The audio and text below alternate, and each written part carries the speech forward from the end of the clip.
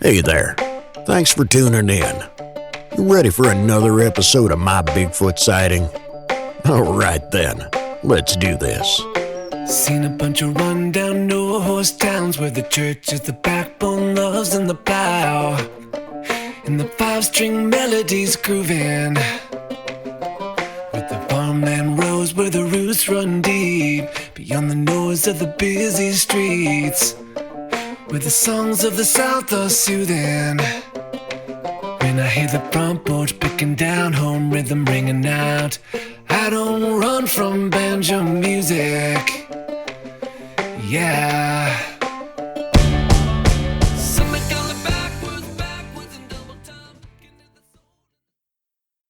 If you'd like to be able to listen to the show without ads and have full access to bonus content, that's an option. To find out how, please go to mybigfootsighting.com. Our Bigfoot sighting happened in 2009, shortly after my father had passed away from terminal cancer. My name is Jami, and my name is Jenny. And we're husband and wife, and we took care of my father during his terminal bone cancer. And it was 2009, but it was in the fall, early fall. And I remember my wife had told me, well, Jamie's, like he was saying, his father passed away. And Jami and I both spent a lot of time around the Shenango, which is Shenango, if they have a dam there. Western Pennsylvania. Yeah, it's a beautiful forest, lots of trails. People fish there, they hunt. They have like a boat dock where they have boats, and it's just a beautiful place that we both grew up going to. And I told Jami, I said, we haven't been in the Shenango in a long time. I said, we need to get back to that. We need to get out there and get back to nature and go on a hike. So I said, okay, let's go. So we got in the car. We drove out to the Shenango. We went to this area that's called the Turkey Trail. We hiked down it. It leads to the water. So there's a main reservoir on this lake. And I think Jenny told me that she wanted me to go for a hike because I'd gone through this like terrible depression after my father died. So we entered this turkey trail, and I remember saying a prayer as soon as I entered the turkey trail, Dad, if you're here, give me a sign that you're here. And, I was just praying to God, help me get through this depression. And we started hiking down this trail, and I remember we were photographing mushrooms, and I had my backpack on, Jenny had her backpack, and we had our dog Harley. She was a beagle, so she's usually out in front of us. And we had made it down this turkey trail to where this creek bed fed into the Shenango, so it's this large body of water. But as we got to this creek bed, we stood there, and I noticed that our dog was acting not like herself. Normally she would be out in front and she would be sniffing the ground, and she was constantly, doing her beagle thing. But on this occasion, she was shaking and she was trying to jump up into my arms. And I remember telling Jenny something's wrong with Harley, and I thought like maybe she had gotten stung with a bee or had stepped on a thorn or something. And at that point, I don't remember how it happened to get our attention, but I know that we heard this vocalization, and this vocalization was this long, drawn out sound. It was a howl.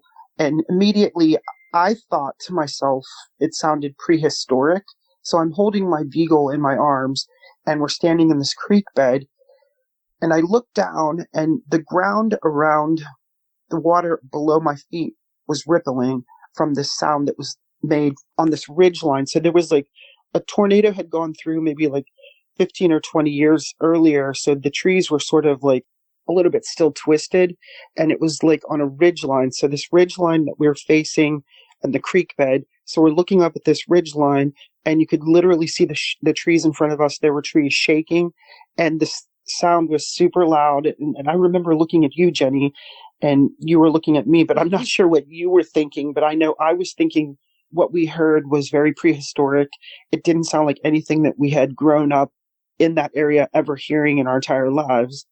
No, it is definitely nothing we've ever heard in that area. And we have spent a lot of time, most of our lives, not all our lives, around that area. But yeah, I guess I just remember where, everything was like vibrating. It was almost like everything just completely stopped. What I remember most is that I couldn't form a word.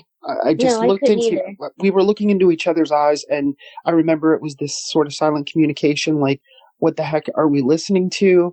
What is this? And, like, it wasn't this fearful thought that came through my mind. It was just this curious, what am I hearing? And it was so thunderously loud that it really vibrated our chest. We're watching a puddle below our feet ripple, and the dog is still in my arms, shaking. And I remember that I turned, and as I turned, we both made this like weird agreement, let's just get out of here. So we started hiking back up the Turkey Trail, and I think at one point you could hear something on both sides of us, and it was coming towards us, like from behind. So not being so fearful, because we're not really fearful people, but I remember not wanting to look over my shoulder, not wanting to look over my shoulder. And at this point, like I knew something was behind us, and I knew that it was coming at us pretty fast. Yeah, it's almost like flanking us, but kind of from behind. And you could hear footfalls. Now we know that term footfall. At the time, we did not. But we did hear something, you hear like leaves, and you hear like different branches like crackling, and you heard something coming up. And we were just like, okay, we do need to get out of here, because we don't know what would make that noise. It's like nothing we've ever heard. I mean, Jenny and I grew up in this area, so we both knew what a bear sounds like. We know what deer sound like. We know what a fox sounds like. We know what coyotes sound like. So at this point, we're basically running back on this turkey trail as I'm carrying my dog, who's still shaking. We made it back to our truck, and I remember getting into the truck and driving. We left, and at that point, we had not said a word to each other the whole way home. And I remember we got home, and we came in the house, and we still really didn't say anything to each other. And I don't know who broke the silence, but we both said... I think I did. Yeah, I think Jenny... Yeah, I was like, okay, we need to figure out what this was. Like, what was it? It's like nothing we've ever experienced before. And I said, okay, we need to get on the computer and figure out what this was, what makes this sound. So we started researching all these different animal sounds, and it sounded like nothing that we were looking at. Yeah, we were both like putting in bear, like maybe there's bear that we had not heard, a noise, like owls can make noises that sound like chimpanzees, but what we heard really did sound prehistoric. And I don't know, I think we called our friend, and our friend was like, put in Bigfoot vocalization. So we put in Bigfoot vocalization, and the first recording that came up was this thing called the Ohio Howl. And as soon as we played it, Jenny and I both looked at each other, and we both said that is dead on to what we heard. Only what we heard, if anyone's familiar with the Ohio Howl, it was recorded by Matt Moneymaker from Finding Bigfoot, and it was recorded in a place called Wellsville, Ohio. And as we're listening to this recording that's playing back to us, I'm like, I'm pretty sure that's what we heard, but only much, much louder. So then I started researching that recording, and I found out that Wellsville, Ohio is only about 40 minutes from where we live and where we had this encounter at the Shenango Reservoir, which is in western Pennsylvania. And it really got me thinking, like, this is so crazy that this was recorded, and it's a known Bigfoot recording, and we're only 40 minutes away from where that was recorded. We're hearing it here in Pennsylvania. So I guess I would say that what came over me was this curiosity of, I need more answers. So for days and days after our encounter, I remember just dissecting it over and over in my head. And I'm not sure how long it was, Jenny, maybe like a week.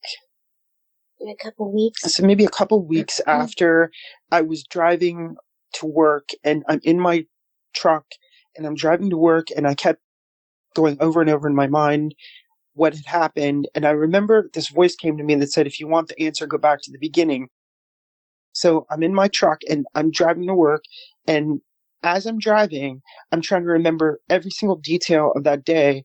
And it came to me, this memory. The very first thing that I did when I was on this turkey trail was I said a prayer. Because when I'm in nature, nature's kind of like for both of us, it's our church. Like that's where Jenny and I go always. But, I hadn't gone there for such a long time after my dad died that I said this prayer, Dad, if you're here, give me a sign.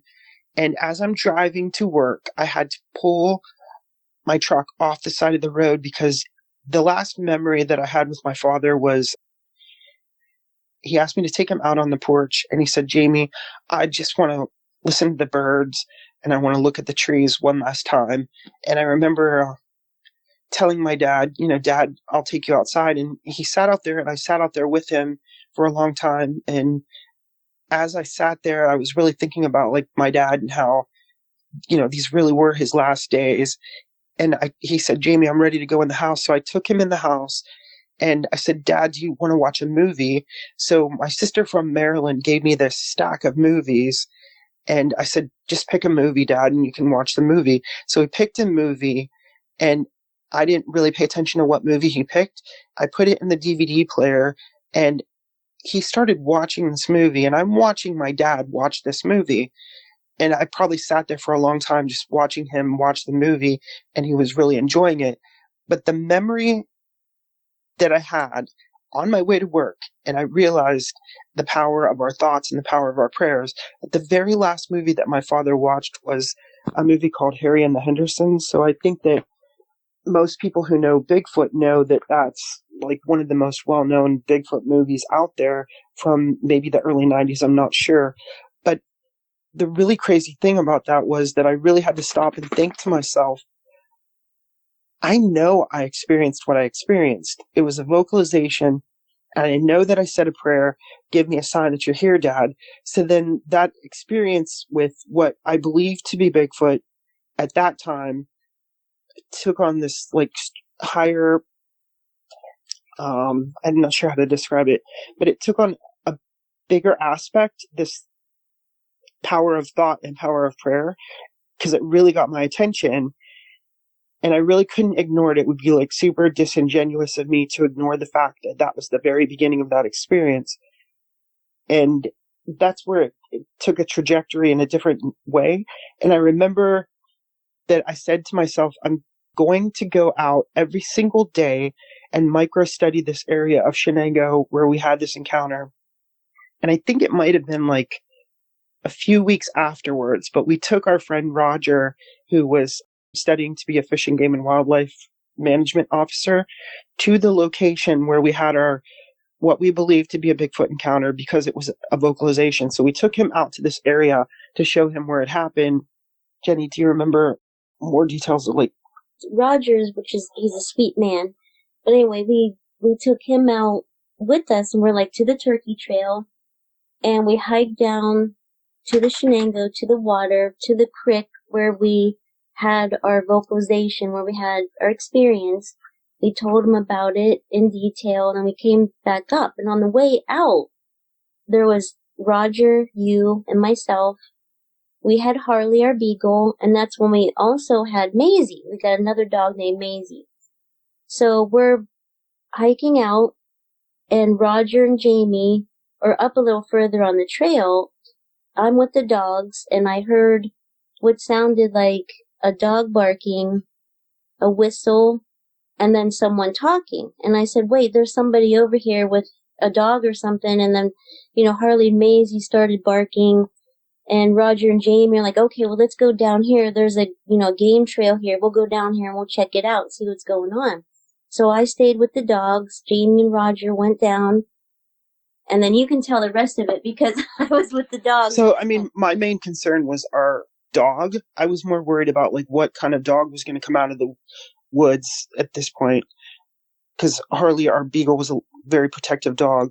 So I was more worried like what kind of dog was going to come out. So I told Jenny, get the dogs on the leash. And at that point, she had the dogs restrained and Roger and I walked over to this ravine. So it's this wooded area and then the area drops down. And as we stood there, I didn't see anyone come out or any dog or anything come out. But as we stood there and we're looking down, we saw this thing stand straight up. And I remember seeing the head and the shoulders and the back. And whatever it was went straight down away from us. And I don't know what came over Roger and I, but we both decided that we were going to go straight down.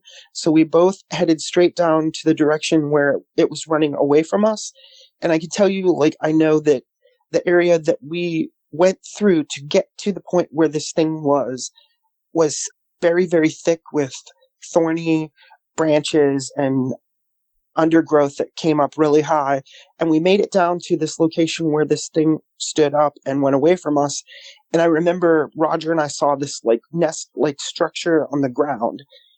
And at that point, I'm thinking to myself, I don't really know what would make a nest like this. I know what deer do, and I know this was not a deer, this was not a bear. Whatever this was, stood straight up and walked very, very fast away from us. And I know the strength that it took us to get into this area and to go down there took a lot of effort. So I can't imagine that it was anything other than something that is very familiar with movement through that forest. And Not that's, to mention how it looked, because you said it, you described it to me. well, what I saw had like this longer hair, and what was strange is the back of it had like, you could see almost like a spinal cord, but the way that the hair was on the back of this thing kind of came into a V. So it went to a V all the way down to like the waist. And that's what I saw, but I know it was not a bear.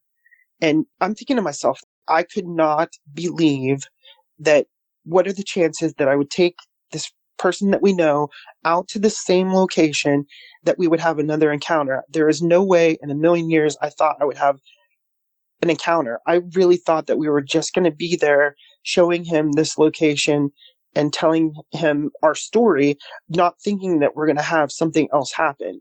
So at this point, this is where everything took a different direction for Jenny and I.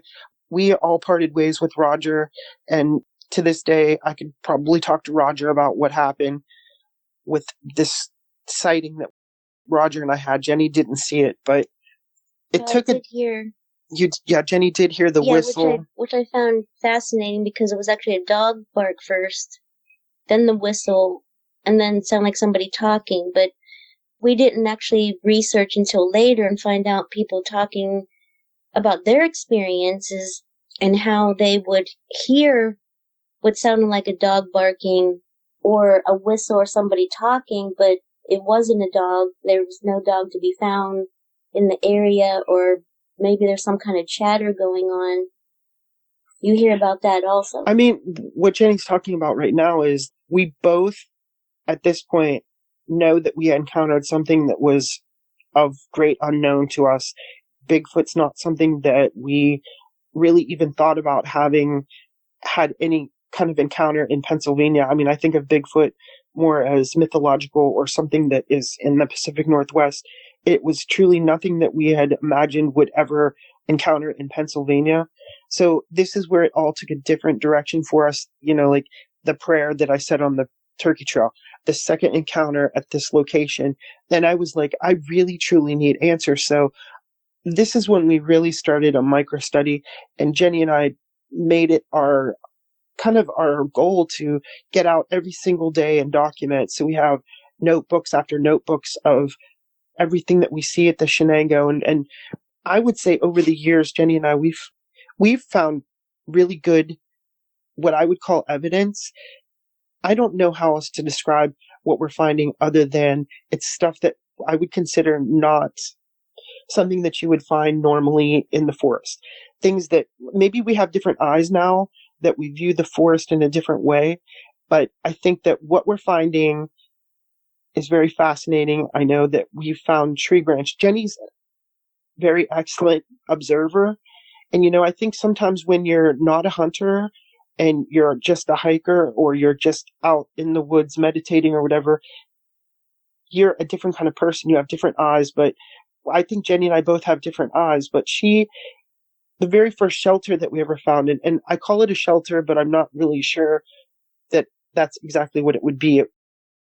What we found the first time was we were hiking with 4 other friends, and they knew about our Bigfoot encounter, and they were very open-minded, and they're very trusting. So we're hiking with these people and we found the shelter. Jenny found it. I'm not saying we found it.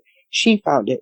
And I would have looked at it originally and thought to myself, what we're looking at could be a hunter's blind. But then I realized that in Pennsylvania, it's illegal to use things like deadfall as a hunter's blind, that you have to use man-made material as a hunter's blind. But what Jenny found was this really interesting structure. Go ahead, Jenny. Yeah, it was, there were 2 pine trees, and it was like, the lower part of the pine tree up until about 6 to 7 feet, the branches were taken off. And where the branches started back up again about 6 to 7 feet high with these 2 pine trees, there was a branch that was braced in between the 2, connecting the 2 trees. And then from there were other branches that were coming down, but in such a way that it was almost like it made, I guess you would say, a structure, or made like some kind of art, really. It was just very different and intricate. The way it was put together was, whatever made this used like a natural twine or grapevine, and somehow it was fused together around different branches coming down from that main one that connected the 2 trees. So it was very intricate and very different. I've never seen anything. Whatever made this had thumbs that could make ties and knots. So I then started studying knots, and it was nothing like I had ever seen before. But when Jenny uses the word fusing, so it had like this weird, almost infinity type thing where there was no beginning and no end to it, but it was definitely made by something. Like we can't, like Jenny and I can't rule out human, but right, because it did seem intelligent. Whatever made this did have intelligence. And so now, over the years that we've been doing this, in the spring, in the summer, in the fall, in the winter, we're at Shenango, and we're noticing all the different changes throughout the seasons, and we're documenting all of the patterns that we're finding, because if you're truly a biologist and you're in science, you're going to be documenting different anomalies that you see or patterns. And, Jenny and I both do drawings. We take photographs. I started using my Instagram page to document my photos. So it wasn't to share with other people in a sense that I want any kind of attention, but it was more that Instagram was a way for me to document the photo, and it dates the photo so then I can archive it, and I have my own personal hashtag where I can go back and I can look at every single photograph that I've photographed, and sometimes I'll put my journal entries into that. And it's just a way of archiving our research.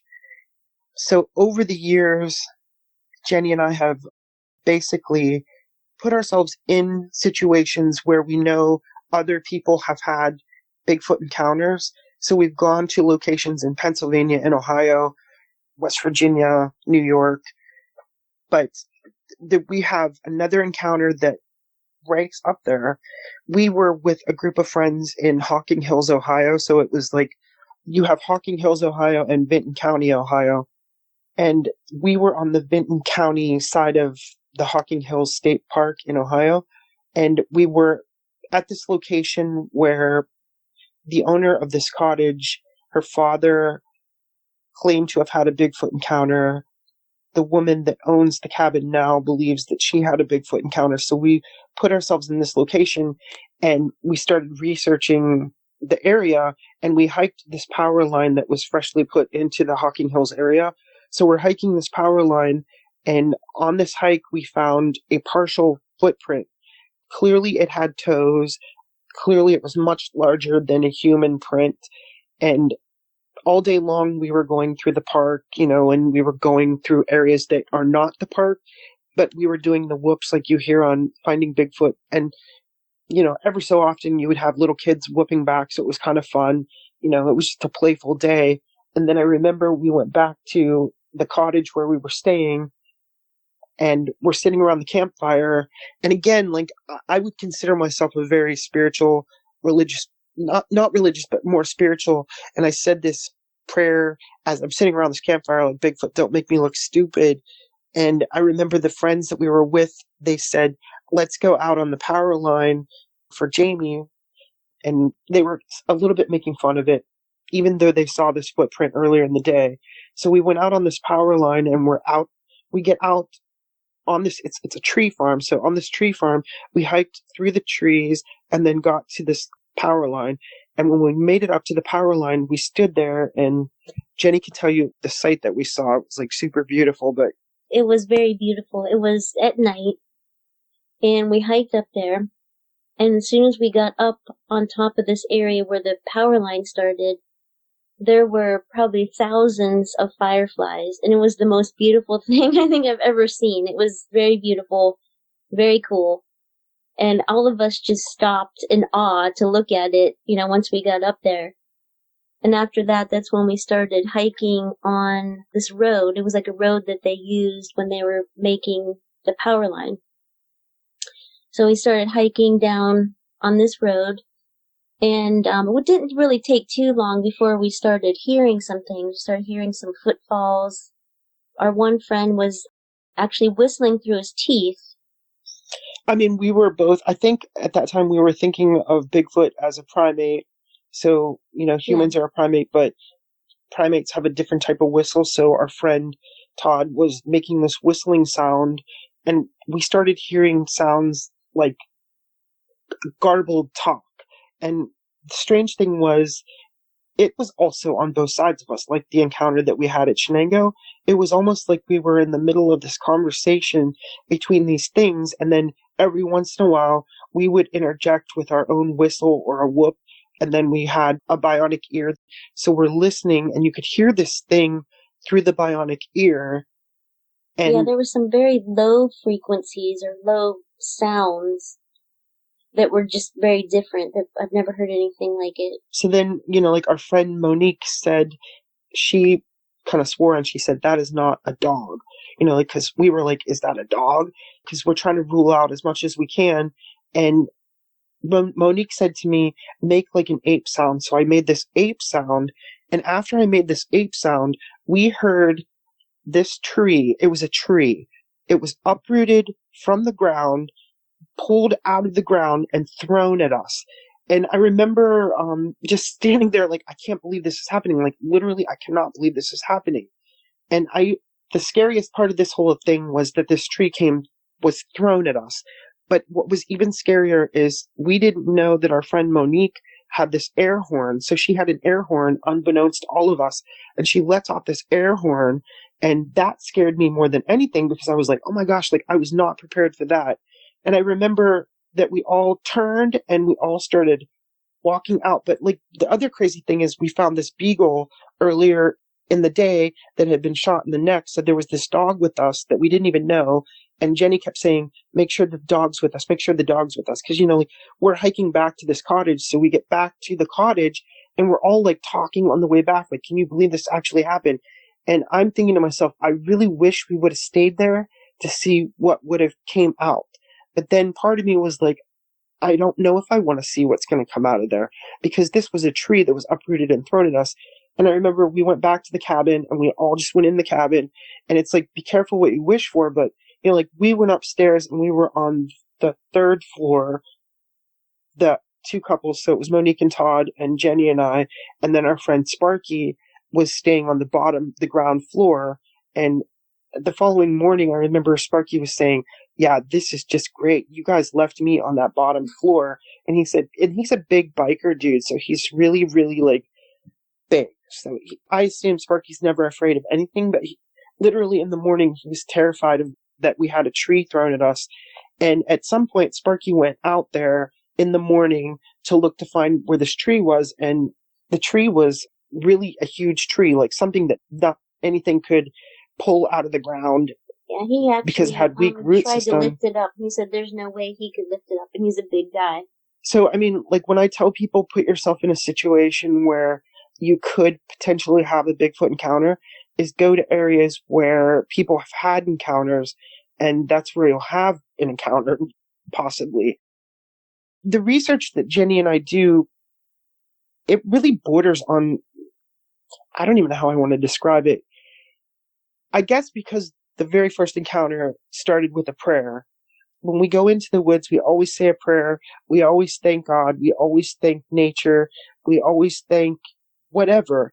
We just say, thank you, God. Thank you for the opportunities that we have. And we've had some really, really super amazing encounters. And I do that when I'm out researching and I'm out hiking on my own. I'm always like, God, take me to the locations where I'm going to find what I need to find. And I can tell you that I've had some really, really, really strange things. And I completely didn't expect that Hocking Hills encounter to happen like it did. And I'm so grateful that it happened with people that we know and, people that got to experience what they experienced. So to me, that was super exciting. But there was another thing. I'm going to add this. Just it's weird. And I don't know if your audience will resonate with this, but so my friend Shannon, who knows our research, I share photographs on Instagram, and my friend Shannon said to me, Jami, she said, I don't know if you know this, but I grew up at the Shenango too. And she said, I've been sharing your photographs with my brother who's in prison in South Dakota. And I said, well, that's really nice. And she said, I have a gift for you that I'd like to give you. And she asked me, she said, can you meet me somewhere? And I have this gift for you from my brother. And I had never met her brother. I didn't even know her brother. And I met her at this car wash, and she got out of the car and she gave me this gift, and I unwrapped this gift, and I'm standing there. And as I unwrapped this gift, I looked at this painting. Her brother in South Dakota, who I had never met, gave me this painting. And in the painting, it's a Bigfoot, clearly. There's a beagle, and this Bigfoot is holding this beagle, and it's kissing Bigfoot. And in the background, there's this background of Shenango. But what's really, really strange, and I was so thankful that she gave me this gift, but I brought this gift home and I showed Jenny, and Jenny looked at this painting that this man that I never met made for us. And when you first look at this painting, I said to myself, oh my gosh, that's my dad. And then I realized, oh my gosh, that's Bigfoot. And then I realized that's my dog Harley in the painting. So what's really, really strange about this whole thing is that this painting from this person that I did not know, have never met, have still never met, did this painting. But the background in the painting is the exact location of where Jenny and I went into the woods and had our very first encounter. And there's no way he would know that. There is no way he would know that. So there's so many weird things in this Bigfoot world that you just can't put your logical mind around. And, I think with Jenny and I, we both research with a different set of laws when we're in the woods. We use the universal laws. So there's 12 universal laws, and there's the laws of nature. And, we also use the power of prayer, but we also research like paranormal investigators too. Like I'll take my recorder into the forest with us, and there's been different times where we've used this recorder, and I was in the Allegheny National Forest. And I remember, I was with a group of people that were very, very much like, it's a primate only, and that's all they believed. And during the day, we had vocalizations, and we had found some things. So we're at this campsite in the Allegheny National Forest in Pennsylvania, and I pulled out my recorder, and I was with my friend Scott and his daughter Kendra. And Kendra's I think she was 12 years old. And I pulled out the recorder and I started asking questions, because we were hearing something in the darkness behind us, in the tents, behind our tents, and it drops down. There's this huge cliff behind where we had, set up our tents. And I remember I pulled out the recorder and I started asking questions. And I don't know why I did it. I just decided I'm going to ask questions. And I said, can you tell me the name of this forest? And then I said, what was the other question I asked? Can you make a vocalization? So when you play the recorder back, my voice is my voice. And on this recorder, anything that's below human hearing is called infrasound. So it's below 20 Hz, which is what human hearing is capable of hearing. So on the recorder, I said, can you tell me the name of this forest? And I know the answer of what the name of the forest was. But when we played it back on this recorder, it said the name of the forest, which is Allegheny. Then I said, can you make a vocalization? It made this long guttural vocalization. But during the recording session, we couldn't hear any of those things. So it was only during the playback that we heard the answer, the response to the question. Then when I asked, can you make a vocalization? And the vocalization was clearly, my voice is my voice. What came across was frequency. So it's below 28Z. So there's some really amazing research on that level that we've been doing. And, I would consider Jenny and I very open-minded because of the things that we've experienced in our lives. And I think that we're not afraid to research in a way that I would consider outside the box with Bigfoot. The responsible side of me can't rule out anything, so I'm going to try anything to make interactions. And that's kind of where we are as researchers. And we don't always care about what other people think of us, because I realized after my father and my mother both had passed away that we're only on this planet for a short period of time. So the best that we can do for ourselves and the best way that we can find answers is to just be yourself and do yourself. And the answers are for you. They're not for the community as a whole. I would love to share the stuff that I capture with the community and not worry that people would ridicule me. And Jenny and I both would say that we both really don't care if we're ridiculed by the way we research, because really we're just curious minds trying to find an answer for ourselves. And I would say that really, literally, we have found some really great things, and I'm proud of the way Jenny researches, and I'm happy with the way I research too.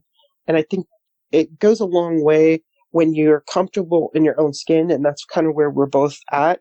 And part of our research is interviewing other people, because that helps validate what you have experienced in your area. So we've, over the years, interviewed a lot of people in Mercer County, Pennsylvania, where we had our encounter, and other counties around here. And we've had some very cool stories that came out from other people that help validate. So Jenny and I were getting our tire fixed on our car, and we were at this auto body shop, and the guy saw a sticker on our car with Bigfoot, and he's like, "Oh, are you into Bigfoot?" And we started talking, and he said he started telling us his encounter that he had 30 years earlier. And as he's telling us this encounter, Jenny and I looked at each other, and we both were like, no way. He was describing the exact location where we had our encounter, only his was 30 years earlier, and he was a little boy on a bicycle, and they had just built the reservoir, so it's like 1968. They built this reservoir, and the turkey trail maybe wasn't even built at that time, but he was on his bicycle, and he saw something in the woodline where we had our encounter. So that to me is like validation, and it kind of makes me very excited to know that other people have had encounters in and around the same area that we have. The Shenango is basically, there's a lot more dogman stories that come out of Shenango than Bigfoot. And I don't even really rule out those kind of stories, because what we encountered is unexplainable. So for someone to say that they had a dogman encounter, I can't say that they did or didn't, because we don't know. No one knows. No, but I can say that I really don't want to have a dogman experience. I mean, yeah, that's very werewolfy. Right, after hearing people's experiences that they have had with saying that it's, dogman, I really prefer not to experience that. Just to put that out there. Yeah, we interviewed, Mercer County is in western Pennsylvania, so we interviewed a woman in Crawford County, Pennsylvania, which is the bordering county, and she came forward and wanted to tell us her story. So this woman, she's a nurse. So she was a nurse, and she was getting ready for work. So she was leaving like 4:30 in the morning, and I think it was boyfriend at the time, was giving her a ride to work. So she worked in Sharon, Pennsylvania, and they were in Crawford County. So it's a pretty good drive, but she said it was on her road, and I won't name the road, but it's on the state line, or it's on the county line. So it's the county line between these two counties. And she told us that her boyfriend was driving the truck, and she said that she saw this thing coming across this open field on all fours. So it was barreling across this field on all fours. And she said that as it got closer, there was a ditch. So there's a ditch. She said that as it got closer to their truck, they kind of stopped because this thing stood straight up, and she said it looked like a werewolf. And this is how she described it to us. And we actually interviewed with Brian Seach and his wife Terry Seach, the same witness on the same day. We're interviewing this lady, and she's telling us that she knows anatomy because she's a nurse. And she said this thing stood straight up, and it had like a face like a werewolf, basically. And she said that as it got to the ditch, it's on two legs. She said it did this thing, like it hopped over onto the road, and it kind of reached for her door handle. And Jenny, what did I think she screamed, "Just go, go." So her boyfriend started going forward, and what happened at that point? I think that he stopped again and put on the brakes. And it crossed to the other side of the road. It went down, yeah. It crossed over to the other side. But yeah, when she was describing it, this is why I don't want to have an encounter with one, because she said it did look like a werewolf. It had the ears on top of the head, and it had, long snout with huge teeth, and the fingers were extremely long, she said, with claws on it, but the anatomy was very broad-shouldered. More of a neck than you would say like Bigfoot would have, more of a neck with really broad shoulders, very tiny waist, but very muscular throughout the body, and the legs very muscular.